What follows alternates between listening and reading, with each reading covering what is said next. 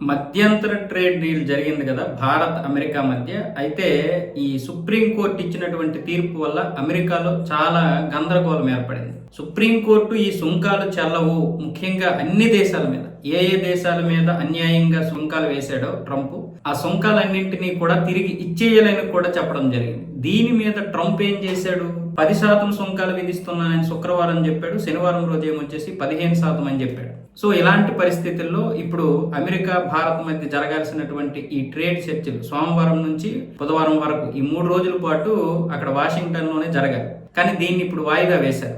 ఎందుకు వాయిదా వేశారంటే ఇప్పుడు మళ్ళీ ఈ పిచ్చోడు ఏమొచ్చేసి 15% సుంకాలు అంటున్నాడు. ఒకవైపు ఏమొచ్చేసి సుప్రీంకోర్టు అక్కడ ఈ సుంకాలు చెల్లవని చెప్తుంది. దీని మీద ఒక క్లారిటీ వచ్చే వరకు కూడా ఎలాంటి చర్చలు ఉండబోవని ఇటు భారతదేశం నుంచి అయితే ఒక స్పష్టమైనటువంటి సందేశం అక్కడికి వెళ్ళింది. సో ఇలాంటి పరిస్థితుల్లో భారతదేశం అయితే ఇంకా దీని గురించి ప్రకటన చేయలేదు. కానీ చర్చలు అయితే రేపు లేవు.